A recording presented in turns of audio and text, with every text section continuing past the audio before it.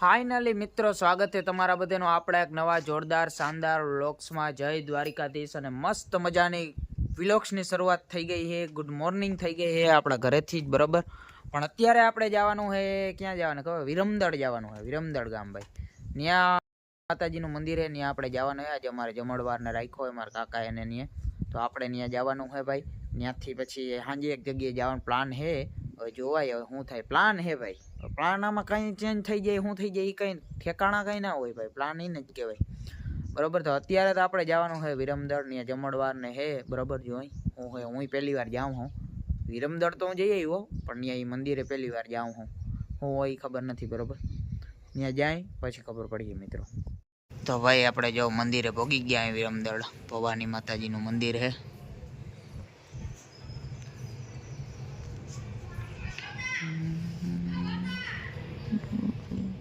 વિરમદળ ગામ કંઈક આવું છે ભાઈ, બરાબર. આપણે ખબર નહીં, ગામની અંદર તો પહેલી વાર આવ્યો હું. અને અહીંયા અમારે જો અસ્થિઓ બધી ભેગી થયું છે. આમ છેટા જ આવે, મારા કેમેરામાં આવો નહીં. અમારા માટીઓ આ બે તો અમારા આ મહેમાન છે માટી, બરાબર. પણ વ્લોગર હે ભાઈ, નિકાહિર એવું કંઈક છે, ખબર નહીં, મને નથી ખબર. પણ એના વિડીયો આવતા હતા, હવે કેટલા દી આવે એ ખબર નથી, બરાબર. કેમ કે આ કંઈ થોડા હેલીમાના ઘર છે કંઈ.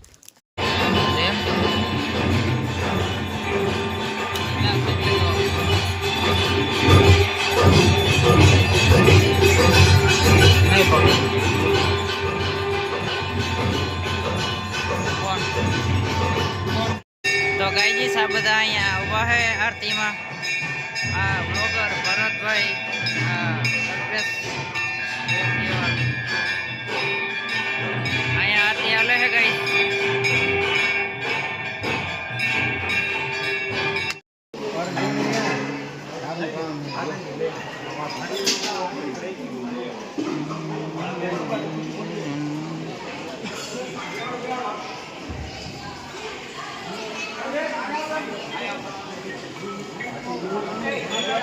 આપણે વિંજલપુરમાં જમણવાર પૂરો થઈ ગયો હોય, બરોબર. હવે આપણે જવાનું હોય ઘરે. તો હવે આ બધાને બાય બાય કહી દેવાના છોકરાઓને. જોજો આપણે સબસ્ક્રાઇબર હે ભાઈ, વિરમદળ એક વિંજલપુર.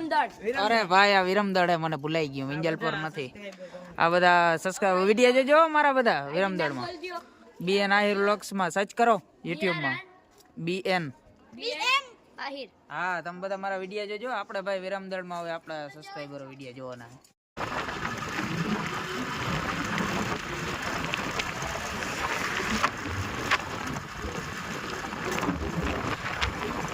એને રસ્તામાં મસ્ત ઠંડા પડી જાય, બરોબર. શેરડીનો રસ પી લઈ. ઉનાળામાં યાર આના વગર તો નકામું જ છે ને બધું. એ પણ એક્ઝેક્ટ હાઈવે ની કાંઠે હો ભાઈ, અમારા ગામમાં જ સારથી હોટેલ નિયર. ઓલ રાઈટ મિત્રો, આપણે મસ્ત સરસ મજાના સવારના રખડતા હતા. અટાણે રખડીને આવતા રહ્યા હાય. અને ઘરે હો ને તમે એટલે ફ્રી રહેવાનું નામ લેવાનું જ નહીં ભાઈ. કેમ કે કંઈક ને કંઈક કામ ઘરે હોય જ.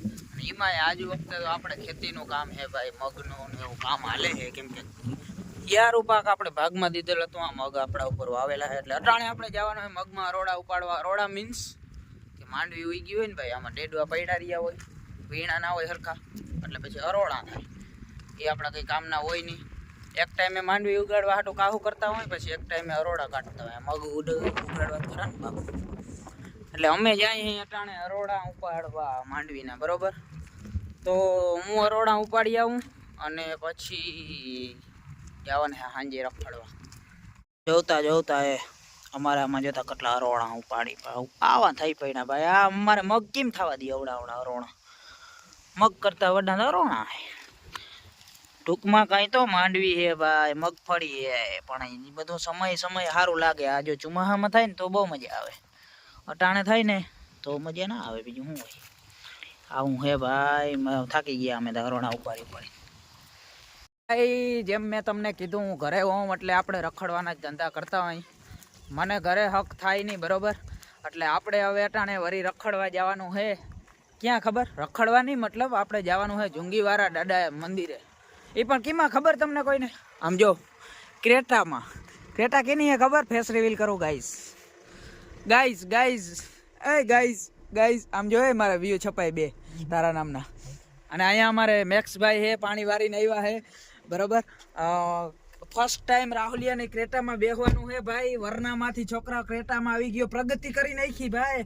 લોડર હાકીને ક્રેટા લઈ લીધી. હું ખાલી ખોટો વાં કૂટા હું કંપનીઓમાં બરોબર. તો આવી કંઈક ક્રેટા હે, હવે તમે જોઈ લ્યો ભાઈ બરોબર. આ નહીં જોઈ લ્યો, ના જોયો હોય તો નહીં ઓલા રાહુલિયા ઠીક હે હું બરોબર. આપણે મિત્રો જવાનું હોય જુંગીવાળા દાદા, 8 કિલોમીટર થાય, હમણાં પહોંચી જાઉં. પણ ઘણો ટાઈમ છે ગયા નથી, એટલે આટો મારતા આવી. અત્યારે આરતીનો ટાઈમ છે બરોબર.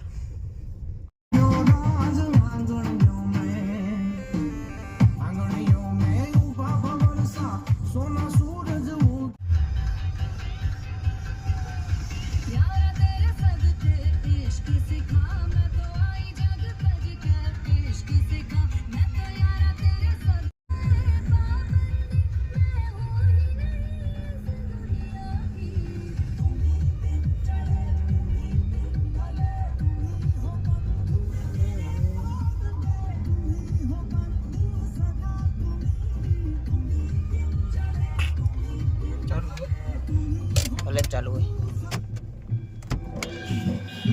ફાઇનલી મિત્રો આપણે પહોંચી ગયા જુંગીવાળા ધામ 2. જો અમારે હે ને ભાઈ આરતીમાં પહોંચવું હતું ને આરતીના ટાઈમ જ પડી ગયા એક્ઝેક્ટ. મસ્ત આરતી ચાલુ છે, જાય દર્શન કરી લઈ ભાઈ, અને તમે બધા પણ દર્શન કરી લો.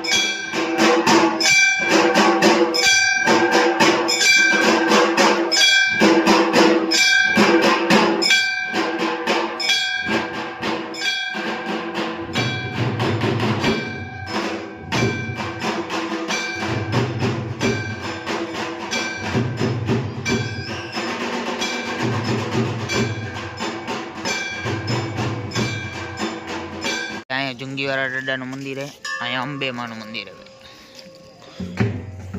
આપણે દર્શન કરી લીધા છે, હવે જવાનું હોય ઘરે મિત્રો. ત્યારે મસ્ત નાઇટનો વ્યૂ જો આવો કંઈક આવે છે મંદિરનો. આપણે જુંગીવાળા દાદાના દર્શન કરી લીધા. એક્ઝેક્ટ આરતી મતલબ ચાલુ હતી ત્યારે પહોંચી ગયા, પૂરી નથી થઈ. સારું કહેવાય અમારા નસીબમાં આવી છે આરતી. તો આરતીના ટાઈમે જ અમે પહોંચી ગયા, અહીં દર્શન કરી લીધા. અને હવે આપણે જવાનું હોય ઘરે મિત્રો, ઓન ધ વે ઘરે.